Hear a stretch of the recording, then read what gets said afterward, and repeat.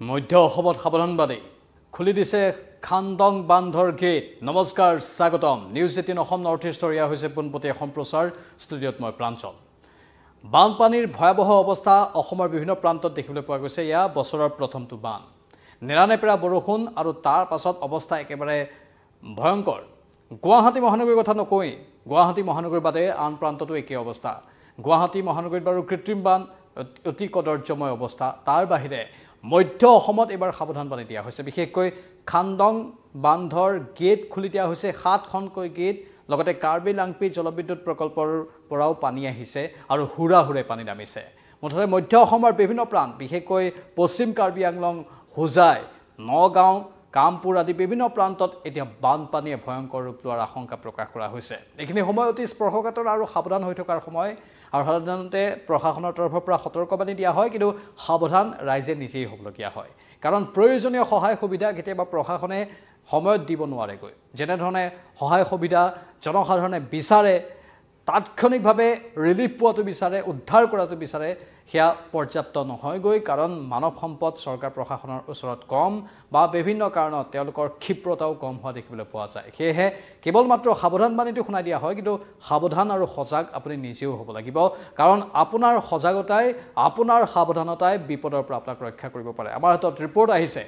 প্ৰথমে দৃশ্যবোৰ দেখুৱাই লৈছোঁ, চাওক কেনেধৰণে খান্দং বান্ধৰ গেট খুলি দিয়াৰ পাছত বানে ভয়ংকৰ ৰূপ ধাৰণ কৰিছে। সেই দৃশ্যবোৰ আপোনালোকক দেখুৱাই লৈছোঁ। আৰু তাৰ সমান্তৰালকৈ আমাৰ হাতত যিটো ৰিপৰ্ট আহিছে, সেই ৰিপৰ্টটো আপোনালোকৰ বাবে কৈ দিব বিচাৰিছোঁ। এটা অতি গুৰুত্বপূৰ্ণ ৰিপৰ্ট এই মুহূৰ্তৰ। আৰু হোজাই আৰু পশ্চিম কাৰ্বি আংলঙত অধিক ভয়ংকৰ বান পৰিস্থিতি হোৱাৰ কথা সম্ভাৱনা বা আশংকা উল্লেখ কৰা হৈছে। স্বাভাৱিকতে এয়া জনসাধাৰণৰ বাবে আশংকা, কেতিয়াও সম্ভাৱনা হ'ব নোৱাৰে। কাৰণ সম্ভাৱনাক আমি সদৰ্থক অৰ্থাৎ দেখোঁ, কিন্তু আশংকা অৰ্থাৎ ই এটা ভয়াৱহ বাৰ্তা হ'ব পাৰে, তেনেধৰণৰ এখন ছবি দেখিবলৈ পোৱা গৈছে। খান্দং বান্ধৰ 7খন গেটেৰে হুৰাহুৰে নামিছে পানী। ফলত বিপদসীমাৰ ওপৰেৰে বৈছে কপিলী নদীৰ জলপৃষ্ঠ। কপিলী নদীৰ বাঢ়নি পানীয়ে পশ্চিম কাৰ্বি আংলং আৰু হোজাইৰ ন অঞ্চল প্লাবিত কৰিছে। হোজাইৰ বান পৰিস্থিতিৰ পৰিদৰ্শন কৰিছে জিলা আয়ুক্ত বিদ্যুৎ বিকাশ ভাগৱতীয়ে। ইফালে হোজাইত বানৰ সংহাৰী ৰূপ। কপিলী নদীৰ বাঢ়নি পানীয়ে বুঢ়াইছে ন অঞ্চল। বানৰ কবলত থেপেলাগুৰি অঞ্চলৰ কেইবাটাও পৰিয়াল। যিকোনো মুহূৰ্তত যোগাযোগ বিচ্ছিন্ন হ'ব পাৰে হোজাই আৰু পশ্চিম কাৰ্বি আংলং জিলাৰ মাজত। ইপিনে হোজাই হৈ তুমপ্ৰেং যোৱা পথৰ থেপেলাগুৰি অঞ্চলত পথৰ ওপৰতে বাগৰিছে পানী বা পথৰ ওপৰেৰে বাগৰিছে পানী। আনহাতে বৃদ্ধি হৈ আছে কপিলীৰ জলস্তৰ। একেদৰে নভঙা যোৱা পথৰ ওপৰেদি বাগৰিছে পানী। এইটো হৈছে হোজাই আৰু পশ্চিম কাৰ্বি আংলঙৰ খবৰ। ইফালে নগাঁৱৰ কচুৱাৰো খবৰ আহিছে। কচুৱা অঞ্চলৰ যিসকল লোকে চাই আছে, নগাঁৱৰ কচুৱাটো বানৰ তাণ্ডৱ। কাৰ্বি লাংপি জলবিদ্যুৎ প্ৰকল্পৰ 4খনকৈ শ্লুইচ গেটেৰে পানী এৰি দিয়াৰ ফলত হুৰাহুৰে সোমাইছে বৰপানী নদীৰ পানী। বৰপানী নদীৰ বাঢ়নি পানীয়ে ভাঙি নিলে শিঙিমাৰীৰ পৰা পণ্ডিতঘাট সংযোগী পথ। নগাঁও জিলাৰ জুৰিৰপাৰ, মাধৱপাৰা, লংজাপ, পদুমণি আদিকে ধৰি বিস্তীৰ্ণ অঞ্চল প্লাবিত হৈছে। ইপিনে মাধৱপাৰা আৰু জুৰিৰপাৰ সংযোগী পথৰ ওপৰেদি বাগৰিছে পানী বৰপানী নদীৰ।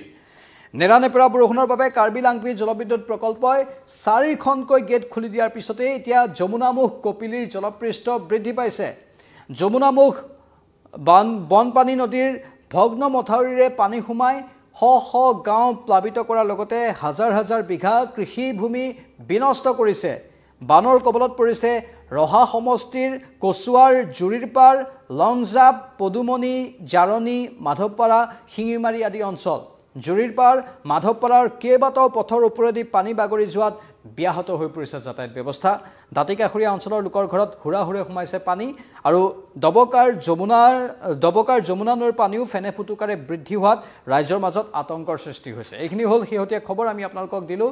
কাৰণ এই খবৰখিনি গুৰুত্বপূৰ্ণ আৰু মধ্য অসমবাসীৰ বাবে। মধ্য অসমৰ বিভিন্ন প্ৰান্তত, বিশেষকৈ হোজাই, পশ্চিম কাৰ্বি আংলং, নগাঁও, ইফালে নগাঁৱৰ কচুৱা, কামপুৰ আদি যিবোৰ অঞ্চল আছে, সেই অঞ্চলবোৰত প্ৰতি বছৰে বানে অতি ভয়ংকৰ ৰূপ ধাৰণ কৰে। আৰু এই যিবোৰ দৃশ্য আপোনালোকে দেখিলে, আমি দেখুৱাই আছোঁ, সেই দৃশ্যবোৰৰ পৰাও অনুমান কৰিব পাৰিছে এই বছৰো তাত প্ৰথমটো বানে কেনেধৰণৰ সংহাৰী ৰূপ ধাৰণ কৰিছে। বানপানীৰ এই ভয়ংকৰ অৱস্থা আৰু প্ৰথমটো বানপানীয়ে গুৱাহাটীকে ধৰি গোটেই অসমতে, অসমৰ বিভিন্ন প্ৰান্ততে নামনি অসমত উজনি অসমত মধ্য অসমত আদি বিভিন্ন প্ৰান্তত হাহাকাৰ অৱস্থাৰ সৃষ্টি কৰিছে ইফালে ভূতৰ ওপৰত দানৱ আদি ঠায়ে ঠায়ে ভূমিস্খলন হৈছে অসমৰ বিভিন্ন প্ৰান্তৰ পৰা ভূমিস্খলনৰ খবৰ আহিছে জনাব বিচাৰিছো অৰুণাচলত অসমৰ লগতে অসমৰ চুবুৰীয়া ৰাজ্য অৰুণাচলতো ভূমিস্খলন হৈছে নেৰানেপেৰা বৰষুণ আৰু প্ৰতিকূল বতৰৰ বাবে ভূমিস্খলন হৈছে আৰু পাহাৰৰ মাটি খহি আহিছে অৰুণাচলত ভূমিস্খলনত 7 গৰাকীৰ মৃত্যুৰ খবৰ আহিছে বানা চেপ্পা পথত শুকুৰবাৰে নিশা হয় এই ভয়ংকৰ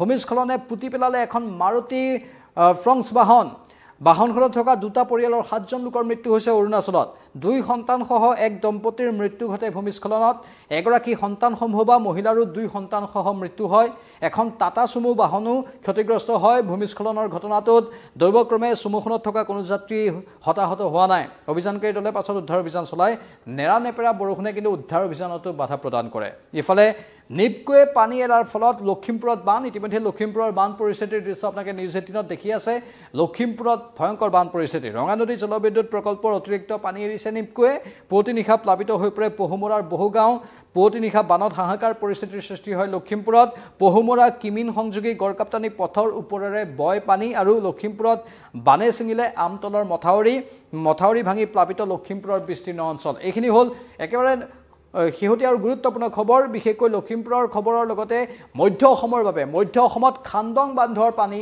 খান্দং নদী বান্ধ আৰু খান্দং বান্ধৰ 7খনকৈ গেট খুলি দিয়াৰ ফলত পানী হুৰাহুৰে নামি আহিছে সেই পানীয়ে হুজাই পশ্চিম কাৰ্বি আংলং আদি বিভিন্ন প্ৰান্ত আনকি ৰহালৈকে কিছু অঞ্চল ডুবোৱাৰ আশংকা কৰা হৈছে কাৰ্বি লাংপি জলবিদ্যুৎ প্ৰকল্প সেই কাৰ্বি লাংপি জলবিদ্যুৎ প্ৰকল্পৰ 4খনকৈ স্লুইচ গেটেৰে পানী বাগৰিছে সেইটো এটা বৰ চিন্তাজনক খবৰ ইফালে আন কেতবোৰ খবৰো আহিছে দবকাৰ যমুনা নৈৰ পানীও ফেনে ফুটুকাৰে বৃদ্ধি পোৱাত ৰাইজৰ মাজত আতংকৰ সৃষ্টি হৈছে কি অঞ্চল প্লাবিত হৈছে বহুকেইটা অঞ্চল প্লাবিত হৈছে বিশেষকৈ কপিলি নদীৰ বাঢ়নী পানীয়ে পশ্চিম কাৰ্বি আংলং আৰু হুজাইৰ 9 অঞ্চল প্লাবিত কৰিছে ইফালে থেপেলাগুৰি অঞ্চলৰ কেইবাটাও পৰিয়াল বানৰ কবলত পৰিছে যিকোনো মুহূৰ্তত হুজাই আৰু পশ্চিম কাৰ্বি আংলং জিলাৰ মাজত যোগাযোগ একেবাৰে বিচ্ছিন্ন হৈ যোৱাৰ আশংকা প্ৰকাশ কৰা হৈছে হুজাই হৈ তুমপ্ৰেং যোৱা পথ সেই পথৰ থেপেলাগুৰি যিটো অঞ্চল আছে সেই থেপেলাগুৰি অঞ্চলৰ পথৰ ওপৰেৰে পানী বাগৰাৰ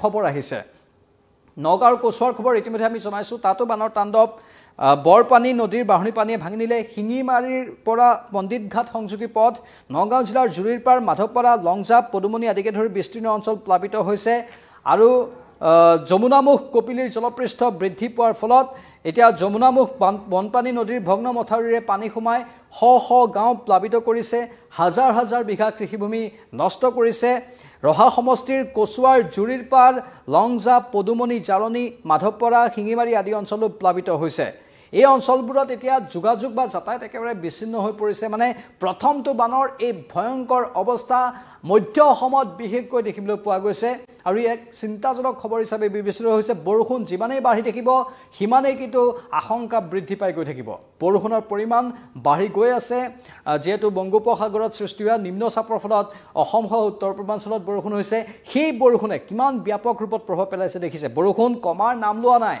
কিনকিনিয়া বৰষুণ এই মুহূৰ্ততো বিভিন্ন প্ৰান্তত দি আছে আগন্তুক যদি 48 ঘণ্টালৈকে বা তাতকৈ বেছি সময় যদি বৰষুণ দি থাকে তেনেহলে পৰিস্থিতি বিষম হোৱাৰ আশংকা কৰা হৈছে বৰষুণ কমক তাৰ বাবে সকলোৱে প্ৰাৰ্থনা কৰিছে কাৰণ বৰষুণ যদি নকমে পানী বাঢ়ি থাকিব হিয়া লাগিলে খান্দং বান্ধৰ গেট খুলি দিয়াৰ যি ব্যৱস্থা সেই ব্যৱস্থাও তাত হয়তো বাধাহীন নপৰিব মানে যদি বৰষুণ দি থাকে তেনেহলে বান্ধৰ গেট খুলি দিবই লাগিব বহুকেইখন গেট খুলি দিয়াৰ কথা কোৱা হৈছে লগতে বহুকেইটা নদী বান্ধ আছে বহুকেইটা বিশেষ জলবিদ্যুৎ প্ৰকল্প আছে সেই জলবিদ্যুৎ প্ৰকল্পবোৰত পানী এৰিবলৈ বাধ্য তেওঁলোক আৰু সেই পানী এৰি দিয়াৰ ফলত বানপানীয়ে সময়ে বছৰে যি ভয়ংকৰ ৰূপ ধাৰণ কৰে এই বছৰো কৰিছে আৰু আগন্তুক সময়ত যদি বৰষুণ এনেধৰণে দি থাকে পাহাৰত যদি পানী বাঢ়ি গৈ থাকে তেনেহলে আৰু অধিক ভয়ংকৰ পৰিস্থিতি হোৱাৰ আশংকা আছে সেয়ে সৰ্বসাধাৰণ ৰাইজ অধিক সাৱধান থাকক সচেতন হৈ থাকক প্ৰশাসনৰ সতৰ্কবাণীবোৰ মন দি শুনক